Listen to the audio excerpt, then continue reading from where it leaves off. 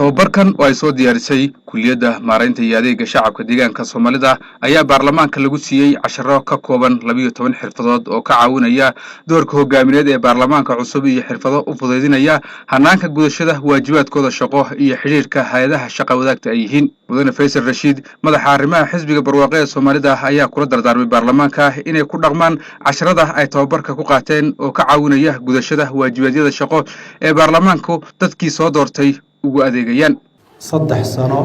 oo waxa la soo maray challenge adag la soo maray oo wax badan oo caqabadaha in laga gudbo isku dayay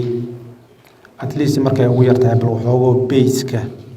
iyo caqabadaha waxa weeye taagan in la minimize gareeyo la yareeyo lagu jiray haddana waxa inoo bilowmay 5 sano 5 sano waxa ugu weynana looga fadhiyaa waxay tahay walibana golaha looga fadhiyaa in aasaas adag iyo dhaxal adag oo waxa weeye jiilka soo koreeya u noqda gashi u noqda dadkii ka tagi lahaa waa intaan halkan meesha fadhido weey meel kale oo cid kale laga raadinaya ma jiraan codkii shacabka idinka gacanta ku haya golahan baa waxay wax badan ka go'ay marka taa 5 sano in loo diyaar garoobana waa laga maarmaan aasaas adagna looga tago dadkan dhaqanka dimuqraadiyadda aan raadinayno waxaan isleeyahay 5 sano haddii dadaal xoog la geliyo 5 sano ee ka dambaysa waxaan u maleynayaa jiilka dambe imaanaya inay wax wanaagsan oo ayna ku rafaadin ayna ku silcin inay naga dhaxlaan waxa weeye qaabkaas ay ula wareegaan hadda la yiraahdo waxaas la environment-ga hadda ay ku shaqeynayaan environment ka wanaagsan oo ka qurux badan oo u sahlaya inay waxyaabo fara badan ay waxa weeye kaga aragsadaan oo shaqooyin fara badan ku qabtaan baa abuurmaya baan isleenahay marka ka in la dejiyo noqonaysa marka waxaan ka wadaa environment-gii haddii la abuuro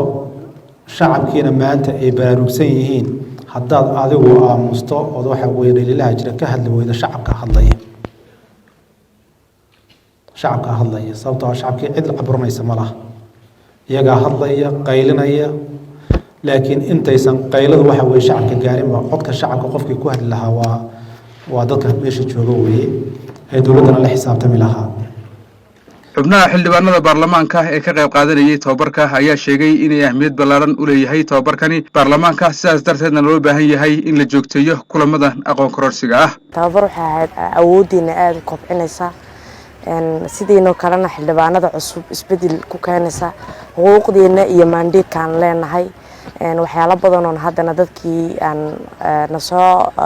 doortay ayaa degmadanu ka soo jeednay iyo deegaankeenaba horumar aan ku gaarsiin lahayn amaanis aan baarlamaankeena isbedel badan oo ballaaran aan kaga keeni lahayn hadda waxaan fahmad aan ka qaadanay in aan baarlamaanka ku jiritaankeena mandatekan ka ciyaari lahayn waxaan isbedel ka keeni lahayn adeegan bulshada u soo kordhin lahayn waxyaalaha oo dhan ban aad aan uga fahanay waxyaabaha ahmiyadda ama tababarka uu khusayna wuxuu ahaa kor u qaadida garaadka ama kubcinta garaadka xildhibaanada macnaha si fiican looga qaato waajibaadka iyo shaqooyinka u yaala golaha xildhibaanada lixaad guud ahaan markaa tababar wuxuu ahaa garaadkooda xildhibaanadaas kor loogu qaadayo si fiicanna waan u fahanay waqti yar buu ahaa laakiin muhiimadda u lahaaba aad iyo aad u weynayd